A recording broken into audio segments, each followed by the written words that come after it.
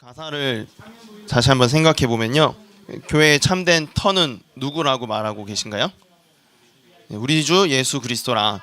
그리고 우리가 마지막 때 3절에서도 보시면 누구와 한 몸을 이룬다고 되어 있죠? 저 하늘의 성도들과 한 몸을 이룬다고 되어 있습니다.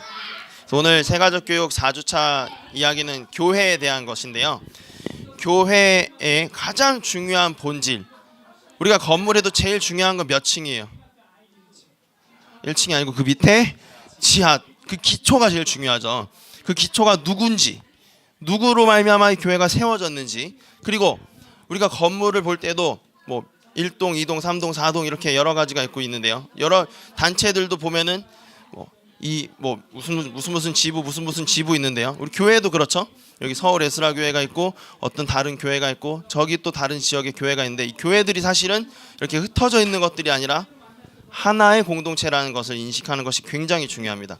오늘 교회에 대해서 배우실 때 지금부터 수면에 빠지셔도, 지금부터 여러분이 다른 것들 다 못 들으셔도 이 두 가지를 꼭 기억하셔야 돼요.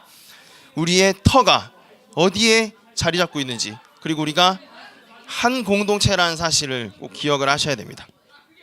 자, 이제 우리 세가족 교육 과정 이제 본격적으로 시작할 텐데요, 여러분 졸리실까봐 제가 커피를 대접하고 싶었지만 그림으로밖에 드실 수가 없을 것 같습니다. 너무 많으셔서. 우리 이제 오늘 이제 교회에 대해서 배울 때 여러분께 위로 되시는 시간 되길 바랍니다. 여기 그림에 제가 해바라기를 하나 준비했는데요, 해바라기가 해만 바라본다는 것은 다 거짓말인 건 다 잘 알고 계시죠? 그래도 우리가 그 이름에서 우리가 의미를 찾자면 해만 바라본다는 것이죠. 오늘 우리가 교회의 한 구성원으로 부름을 받았는데, 우리 모두가 주님만 바라보는 그런 공동체가 되었으면 좋겠습니다. 다 같이 다음 이제 제가 띄워드릴 말씀 구절 하나 함께 낭독하도록 하겠습니다.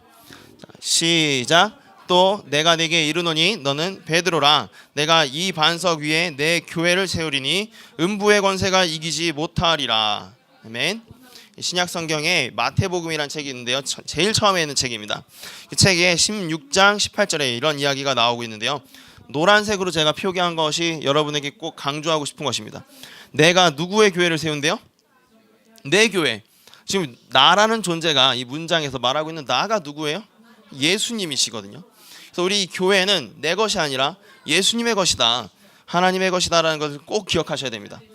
우리가 교회를 내 것이라 생각하고 내가 헌금하니까 내 돈으로 운영되는 어떤 단체라고 생각할 때 우리는 그때부터 분열되기 시작하는 거죠. 너도 헌금 냈고 나도 헌금 냈는데 그럼 누가 주인이냐? 이렇게 따지기 시작하면 교회에 분열이 일어나게 되는 것입니다.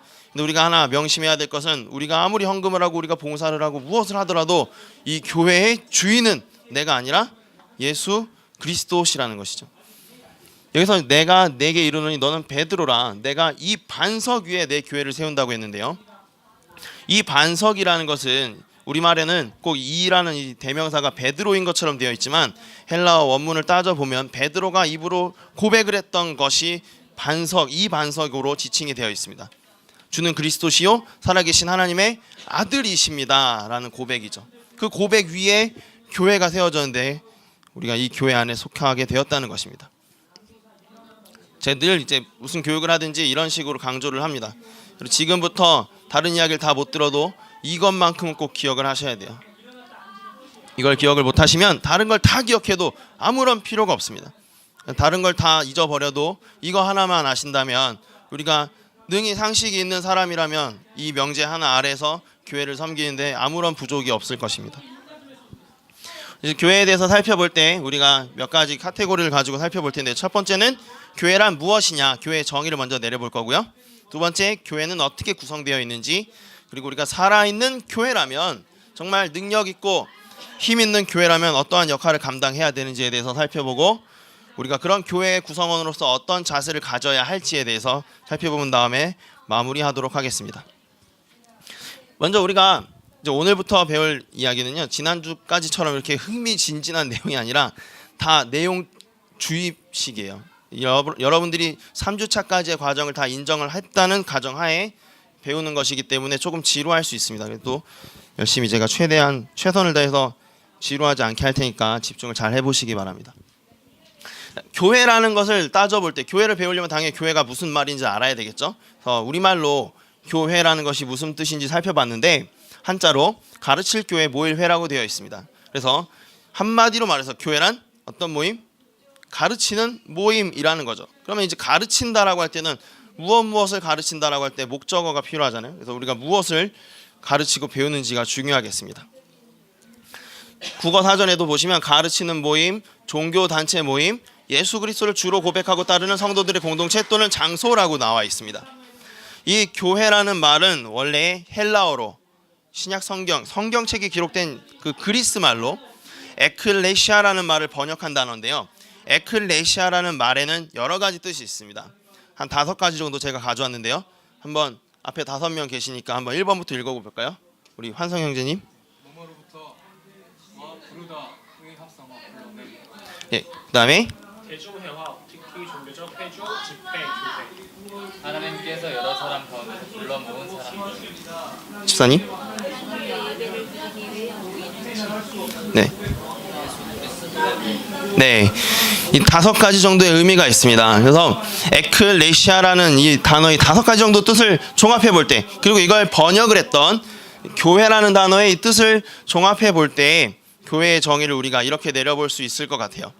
교회란 하나님께서 세상에서 불러내어서 언약을 맺어 제사장 삼아 진리인 성경을 가르치시며 배운 것을 실천하게 하시며 이 배운 것이 지식이 되어서 지식이 동반된 사랑으로 하나님을 경외 속에 예배하며 사랑으로 세상을 섬기며 전도하게 하신 사람들의 모임이다. 길죠. 한마디로 말해서 세상 가운데서 불러내셨다는 거예요. 세상에서. 근데 우리가 세상에서 부름을 받았는데 여전히 세상 가운데 살지 않습니까? 그것은 우리가 장소적으로 불러냈다는 것이 아니라 세상에서 구별했다는 것이죠. 너는 내 사람이다. 그래서 하나님의 사람들이 모여서 진리인 성경을 가르치고 배워서 실천하는데, 실천할 때 가장 중요한 것은 예배하고 섬기고 전도하는 것이라는 겁니다. 이러한 것이 바로 교회라고 할 수 있습니다. 그러면 우리가 진정한 교회냐, 우리 교회가 진짜 교회고 하나님께서 기뻐하실 만한 교회냐를 따져볼 때는 우리가 과연 세상과 구별되는지, 성경을 배우고 가르치고 있는지, 우리가 그 배운 것을 가지고 예배하고 섬기고 전도하고 있는지를 따져보면 될 것입니다. 꼭 이 정의를 기억을 하셨으면 좋겠습니다. 자, 이제 교회의 정의를 따져봤으니까요, 교회가 어떻게 구성되어 있는지를 좀 살펴보려고 하는데요. 여러분, 그냥 제가 띄워드리기 전에 여러분이 한번 같이 고민을 해볼게요. 교회가 무엇으로 구성되어 있나요? 한번 아무렇게나 한번 이야기해 보시죠. 사람, 또 네, 가르침 받는 사람, 가르치는 사람. 네, 좋습니다. 네, 뒤에는 아무 의견이 없으신 걸로.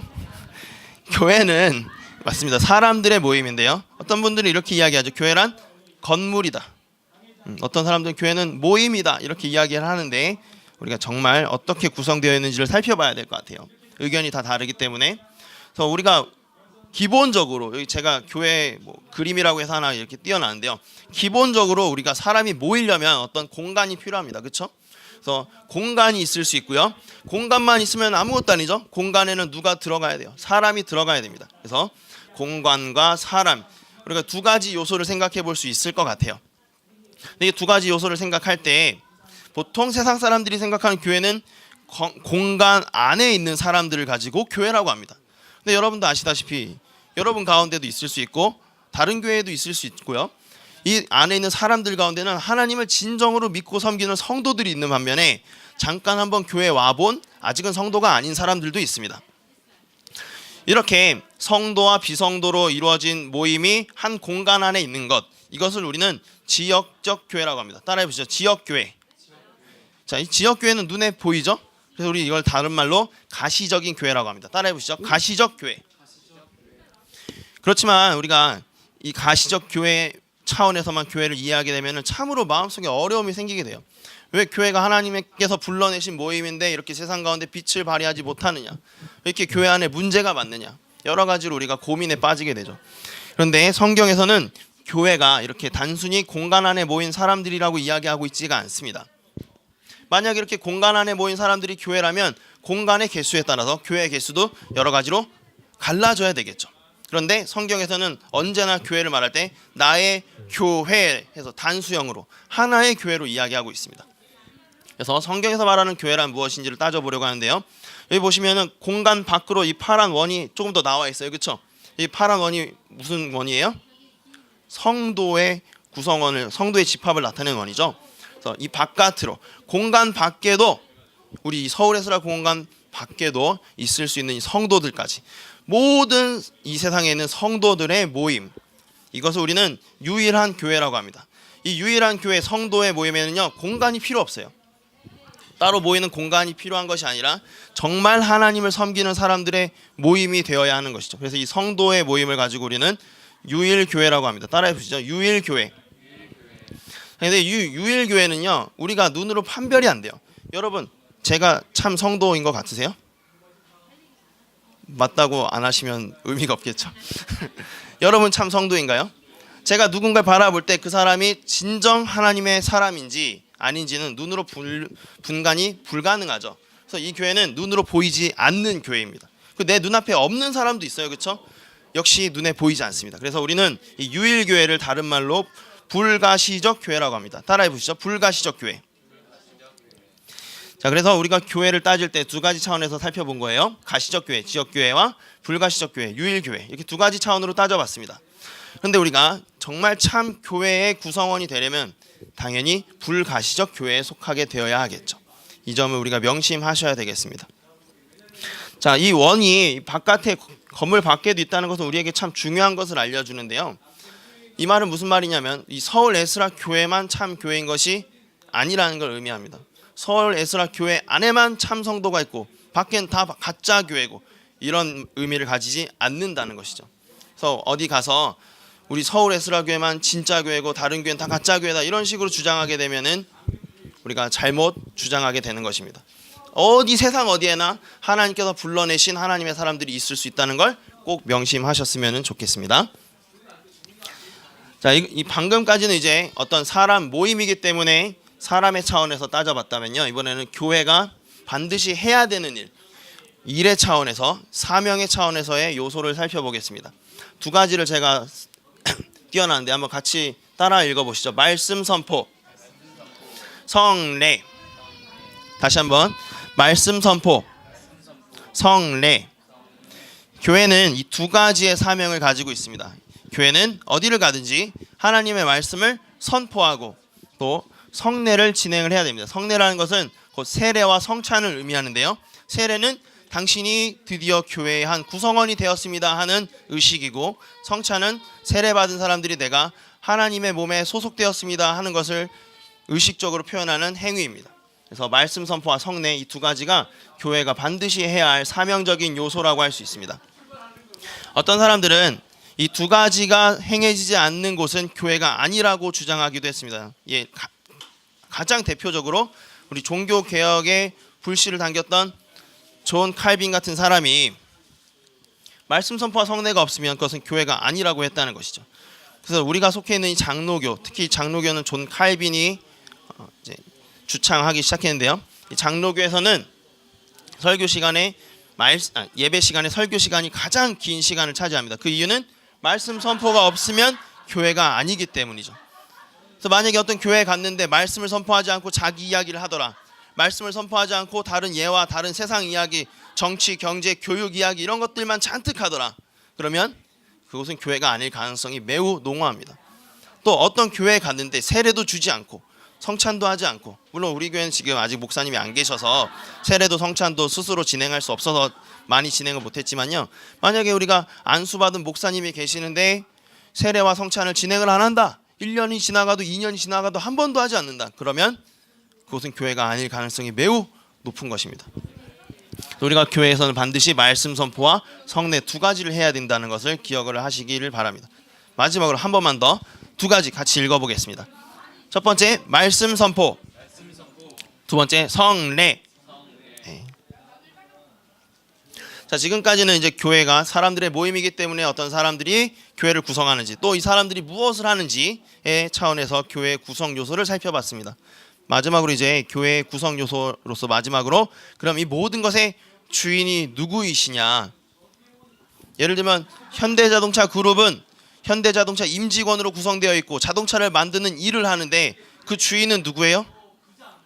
정몽구라는 어떤 한 사람이 그 그룹의 주인으로 있죠. 마찬가지로 교회가 성도들로 구성되어 있고 이 성도들은 말씀 선포와 성례를 사명으로 하고 있는데 그럼 이 교회는 누가 주인으로 계시느냐 이걸 우리가 살펴보려고 합니다. 마태복음 16장 18절 우리 같이 읽어봤던 아까 그 본문에서는 내가 이 반석에 내 교회를 세운다고 하시면서 예수님께서 교회의 주인인 것을 밝혀주고 있습니다. 에베소서 1장 22절에는 그를 만물 위에 교회의 머리로 삼으셨느니라 라고 하고 있는데 그래서 그는 또한 예수 그리스도를 말하고 있습니다. 에베소서 1장 23절에서 교회는 그의 몸이라고 하고 있는데요. 그러면 몸의 머리가 예수 그리스도이시면 당연히 예수 그리스도께서 그 몸의 주인이 되시겠죠.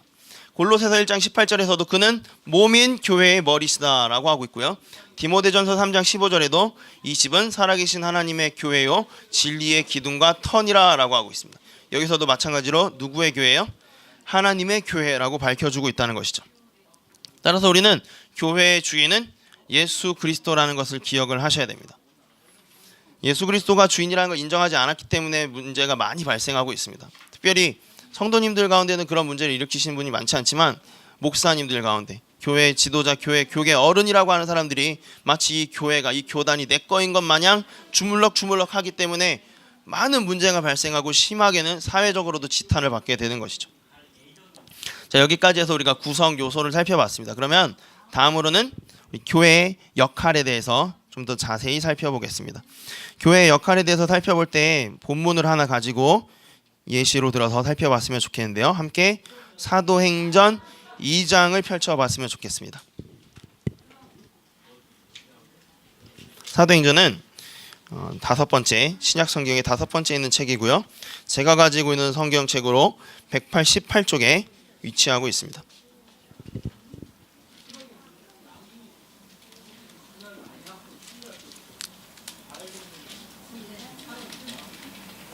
다 찾으셨나요?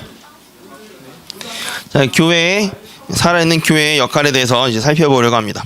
자, 이 사도행전 2장은 초대 교회의 탄생에 대해서 이야기하고 있습니다. 아직은 이 예루살렘 교회가 부패하고 힘들고 어려워지기 이전에 처음에 생명이 꿈틀대던 교회의 모습을 이제 보여주고 있는데요.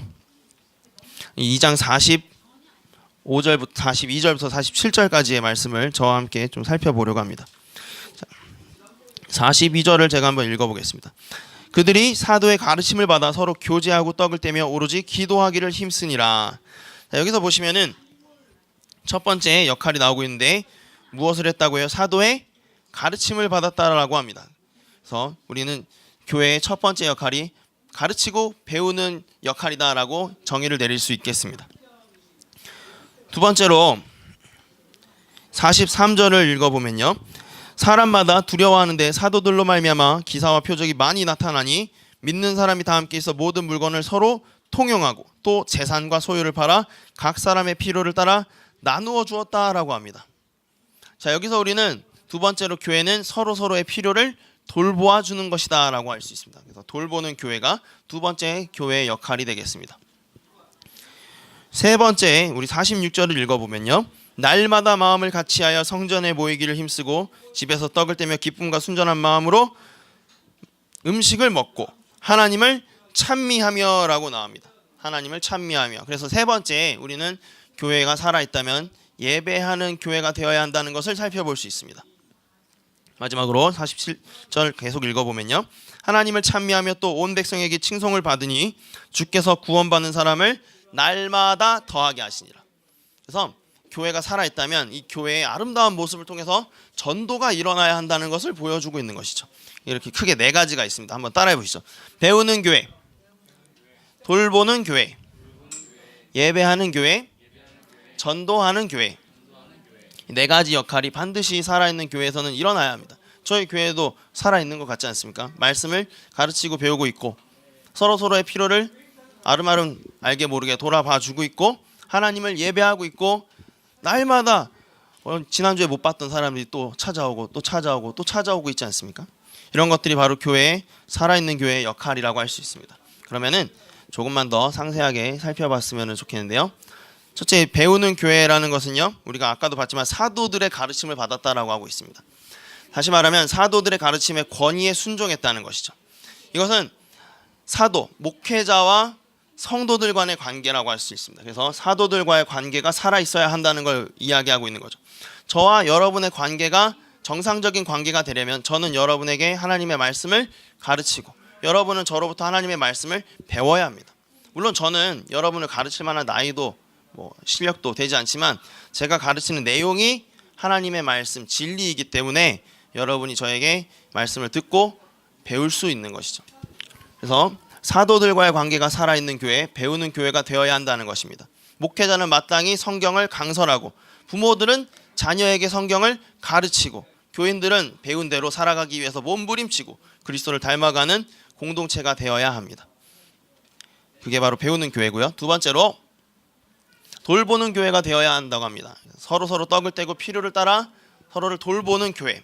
이것은 목회자와 성도 그 다음에 성도들 서로의 관계라고 할 수 있습니다.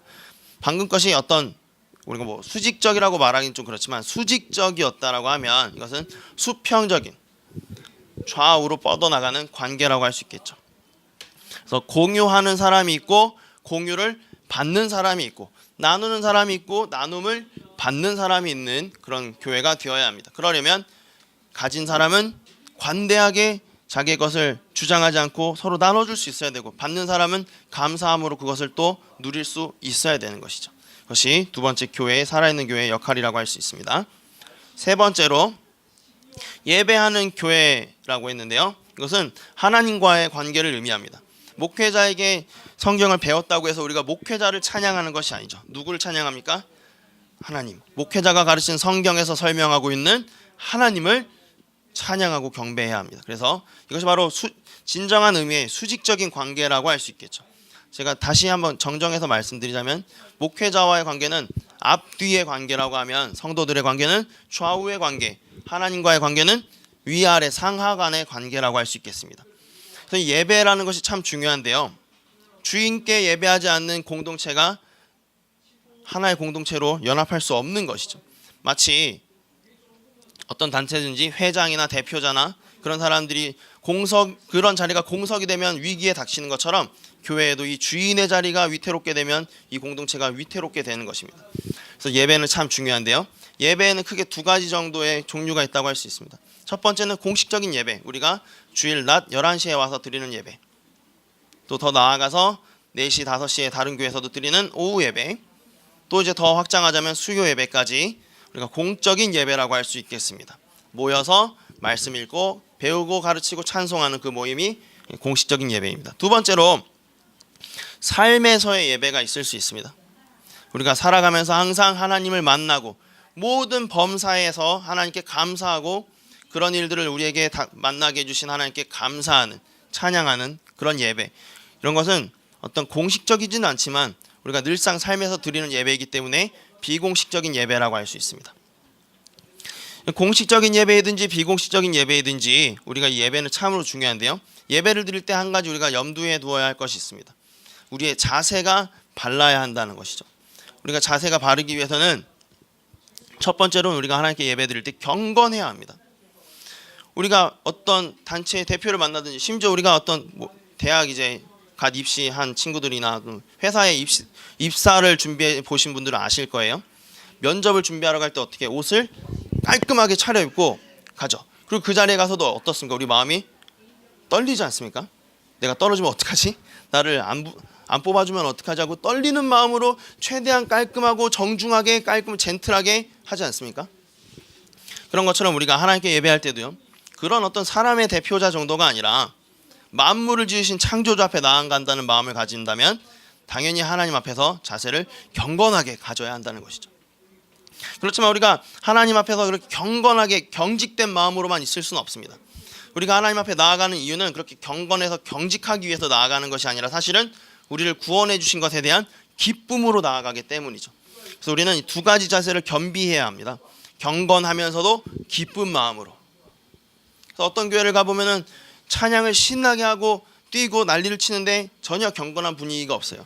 또 어떤 교회를 가보면 너무 경직돼서 사람들의 얼굴이 찌푸려져 있고, 물론 제 얼굴은 항상 좀 표정이 안 좋습니다. 제가 표정이 얼굴이 근육이 없어가지고 표정이 없어서 좀 무서워 보이는데 전혀 제가 화난 게 아닙니다. 전혀 경직돼 있지 않아요. 어떤 교회는 경직되어 가지고 전혀 뭐 움직임도 없고 치면 화낼 것 같고 그런 교회도 있거든요. 근데 두 가지 요소가 다 있어야 되는 겁니다.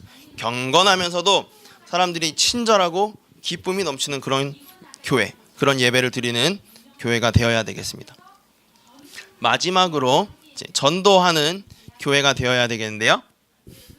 전도라는 것은 세상과의 관계라고 할 수 있습니다. 지금까지는 교회 안에서의 모임이었다면 이제는 이것이 세상 밖과도 관계를 맺어야 한다는 것이죠. 그래서 첫 번째, 예수님도 전도하셨고요. 사도들도 전도를 했습니다. 초대교회는 항상 구원받는 사람들이 날마다 더해 갔거든요. 교회는 이 전도를 일상으로 여겼습니다. 내가 전도를 하고 또 그 전도에 의해서 구원받는 사람들이 더해지는 것, 이것을 당연한 것으로 여겼다는 것이죠. 오늘날처럼 성도들이 떨어져 나갈 걸 걱정하는 것이 아니었다는 겁니다. 그래서 우리가 초대교회가 이렇게 전도와 전도에 의한 새 생명의 탄생을 일상으로 여긴 것처럼 우리도 항상 새 생명이 올 것으로 기대하고 전도하여야 합니다. 그리고 교회에 누군가 새로운 사람이 왔을 때 기쁜 마음으로 맞이할 수 있어야 되는 것이죠. 근데 기쁜 마음으로 맞이한다는 건 그냥 웃는 얼굴만 의미하는 게 아니라요, 내가 그 사람에게 양육할 수 있는, 가르칠 것이 있는 그런 사람으로 준비되어야 한다는 것입니다. 다시 한번 우리가 이 네 가지 한번 읽어보고 다음 단계로 넘어갔으면 좋겠어요.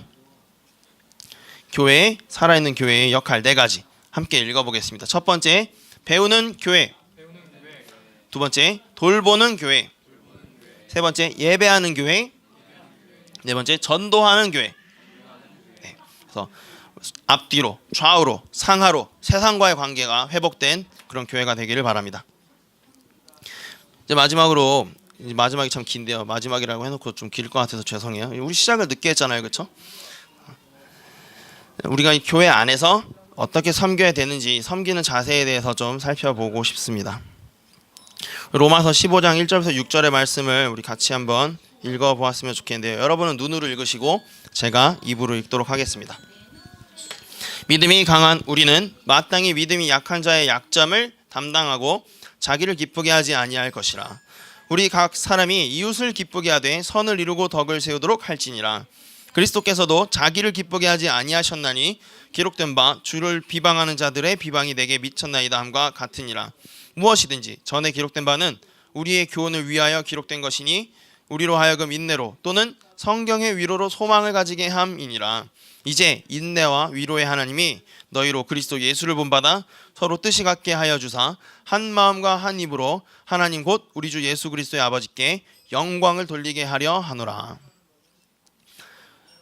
이 말씀을 통해서 우리가 몇 가지 생각해 볼 수 있습니다. 첫 번째는 우리가 자기를 기쁘게 하면 안 된다는 것이죠. 누구를 기쁘게 해요?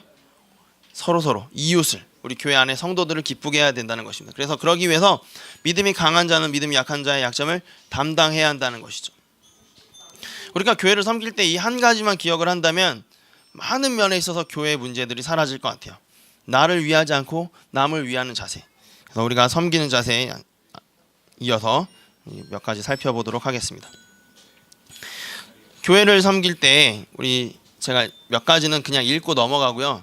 중요하다고 생각하는 것만 같이 나누도록 하겠습니다. 첫 번째, 교회를 섬길 때는 처음 믿을 때 가졌던 사랑을 회복을 해야 합니다. 두 번째로, 교회를 섬길 때는 타인에게 상처가 되는 말을 삼가해야 합니다.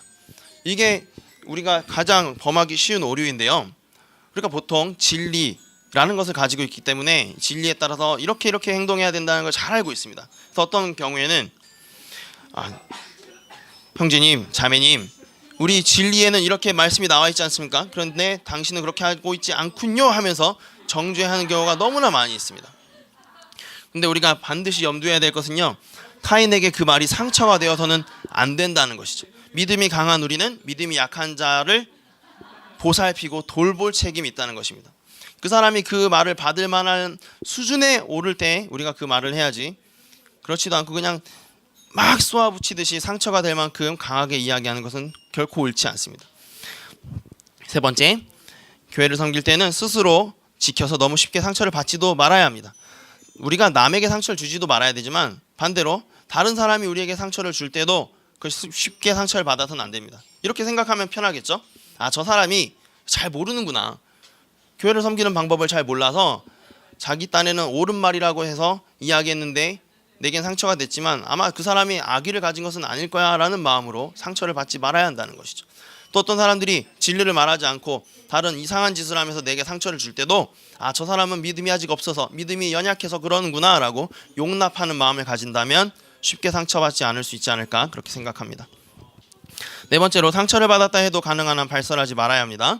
다섯 번째, 교회 안에서 혹은 밖에서 다투지 말아야 합니다. 여섯 번째, 교회 안에서 토론과 변론을 벌이지 말아야 합니다.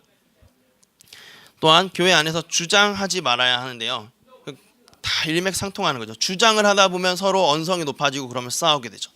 그럼 서로 상처를 주게 됩니다. 그런 일은 삼가해야 됩니다. 우리가 교회 주인이 예수 그리스도라는 걸 인식을 했다면 주장은 누구만 할 수 있겠어요? 예수님만이 하실 수 있는 거죠. 주인만 주장할 수 있습니다. 그런 면을 생각할 때 우리는 주장할 게 아니라 의견을 내는 거죠.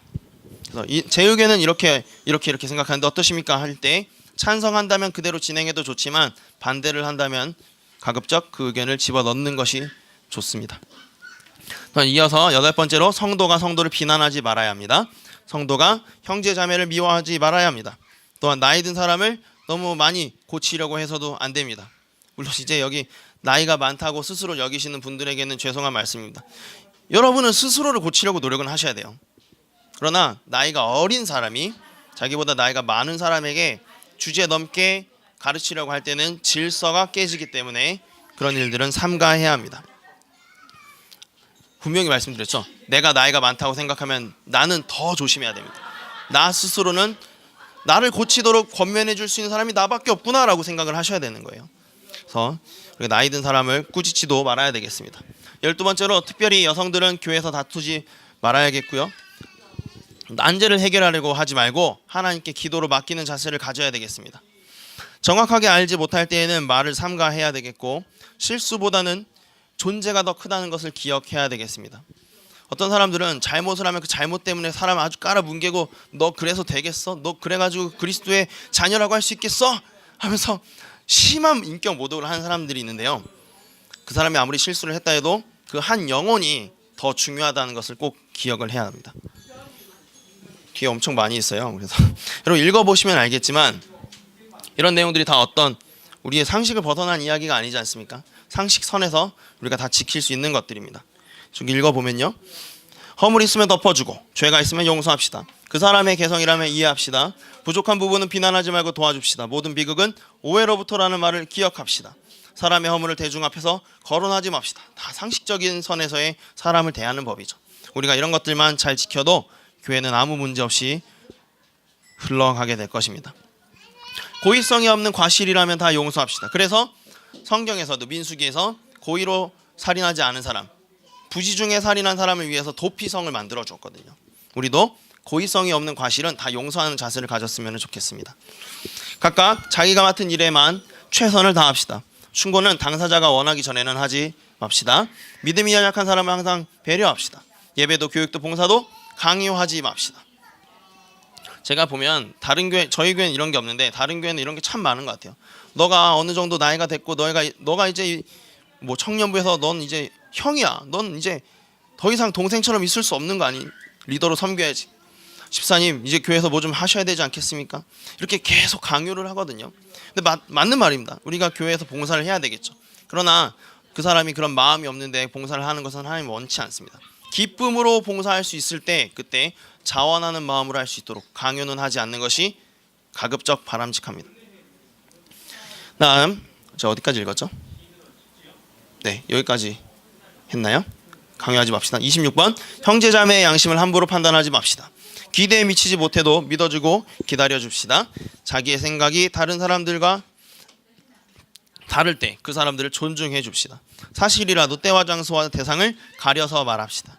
지극히 작은 자 하나라도 소외시키지 말아야 합니다.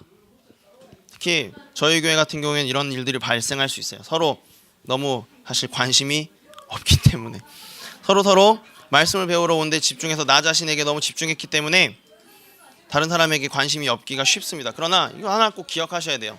우리는 개개인이 하나님께로 부름 받기도 했지만 또한 역시 공동체로 부름을 받았다는 사실입니다. 공동체성이 없는 교회는 교회라고 할 수가 없습니다. 하나님께서도 한 사람이 내 이름으로 있는 곳에 내가 함께 있으리라 하시지 않았고 두세 사람이 함께 내 이름을 위하여 있는 곳에 나도 너희와 함께 하겠다고 하셨거든요. 우리가 공동체성을 꼭 중요시 여겨야 되겠습니다.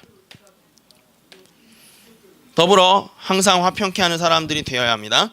모든 사람들을 대하여 기본적인 예절을 지켜야 합니다. 억지로 오리를 가자고 할 때는 심리까지 가주는 자세가 필요합니다. 하나님의 교회라면 우리가 너무 염려하지 말아야 합니다. 우리가 주인이 하나님인 걸 안다면 너무 우리가 그렇게 극히 걱정할 필요는 없는 것이죠. 저는 회사 다녀봐도 그렇더라고요. 저는 회사를 다니다가 이제 회사를 그만두고 이제 목회를 배워가고 있는 과정인데요. 회사 다닐 때도 저는 하나도 걱정이 없었어요. 내가 일찍 퇴근을 하든 내가 일을 펑크를 내든 저는 제가 하는 일에 최선을 다할 뿐 걱정하지 않았거든요. 왜냐? 회장이 있으니까. 그 회사에 회장이 있고 사장이 있고 부장이 있고 과장이 있고 내 사수가 있는데 내가 못하러 그걸 걱정하고 있습니까? 나는 내게 맡겨진 일을 최선을 다하고 내가 맡은 일에만 책임을 지면 되는 것이죠. 걱정은 주인이 하는 겁니다. 주인이 걱정을 하고 주인이 돌보고 주인이 사람을 적재적소에 배치하는 것이죠. 하나님께서도 하나님의 교회를 돌보실 때는 하나님께서 염려하시고 하나님이 사람을 세우시고 하나님이 사람을 적재적소에 배치시키십니다. 그래서 우리가 교회를 너무 염려할 필요가 없는 거예요. 교회를 너무 염려하다 보면 우리가 심하게는 주인 행세를 하기 쉽게 되기 때문이죠. 그 다음 형제와 자매를 정죄하지 말아야 합니다. 기도할 수 없는 일이라면 시작하지 말아야 합니다. 핍박하는 사람들을 위하여 복을 빌어 주어야 합니다. 자기보다 남을 낮게 여기고 존경하기를 먼저 해야 합니다.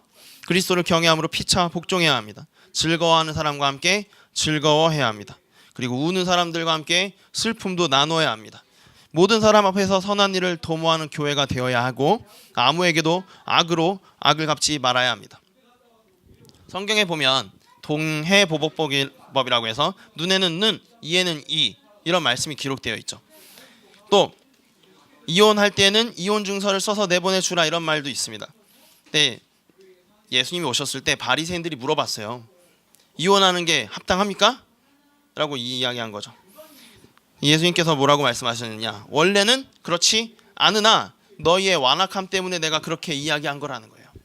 그럼 지금 이건 무엇을 이야기하나요? 제가 왜 갑자기 이 얘기를 했느냐? 악으로 악을 갚지 말아야 한다는 거죠.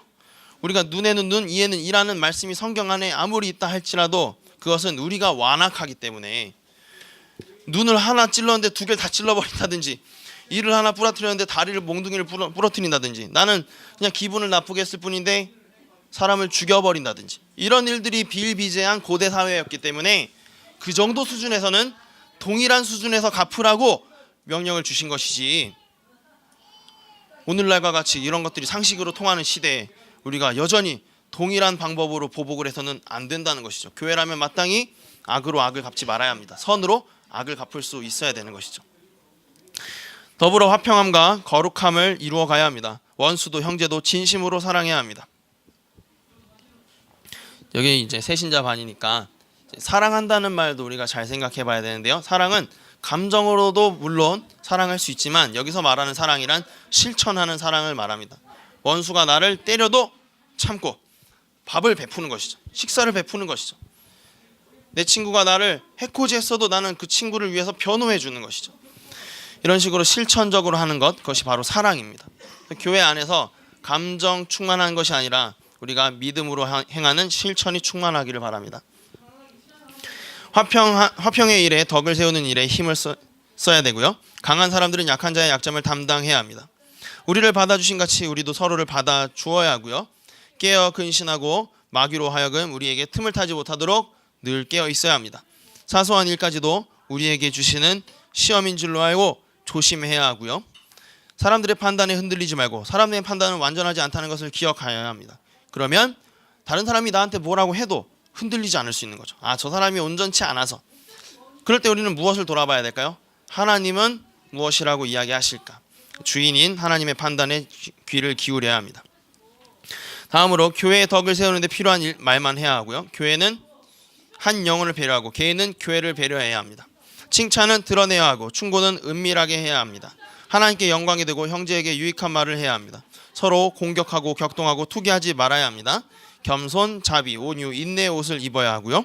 분을 내어도 죄를 짓지 말고 만약에 분이 났더라도 바로 풀어버리는 그런 자세가 필요합니다. 작은 일을 습관적으로 확대해서도 안 되겠습니다. 도대체 이게 몇 개가 있는 거죠? 80, 70, 80, 90,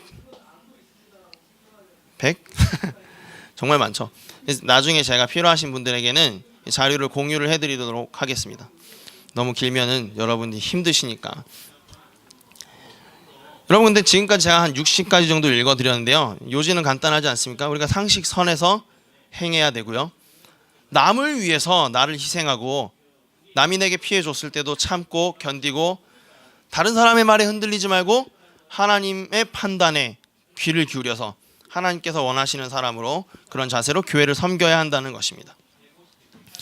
그래서 우리가 교회를 섬기는 데 있어서 이러한 120가지만 기억을 한다면 아마 120가지 60가지만 같이 읽었던 60가지만이라도 기억을 한다면 아니 한 가지만 그 기본 자세만 기억을 한다면 교회는 더욱더 하나님의 공동체로 아름답게 세워질 것 같습니다.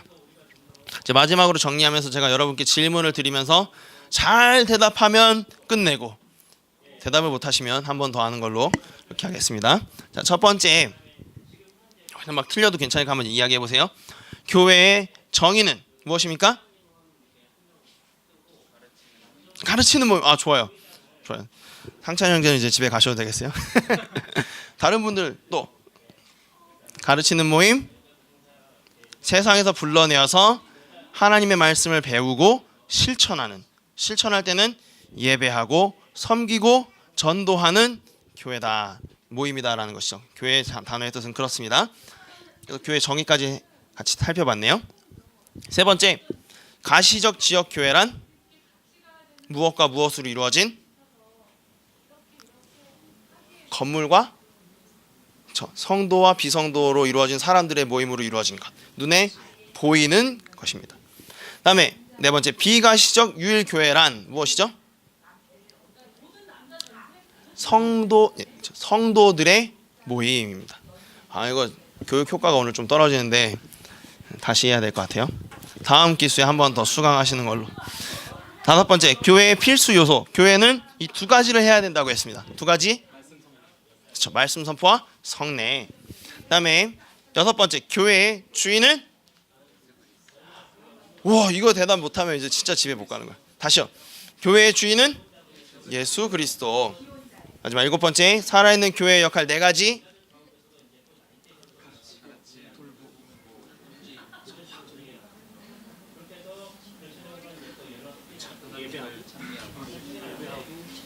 전도하고. 네 맞습니다. 가르치고 돌보고 예배하고 전도하고 네 가지 꼭 기억을 하셔야 됩니다. 우리 이 교회 안에 같이 참여하게 된 여러분 진심으로 환영하고요. 우리가 앞으로 이 교회를 섬기는 자세, 교회에 대해서 좀 더 유념하시고 우리 교회 주인 되신 예수님을 기쁘게 하는 여러분이 다 되셨으면 좋겠습니다. 네, 같이 기도하고 마치도록 하겠습니다.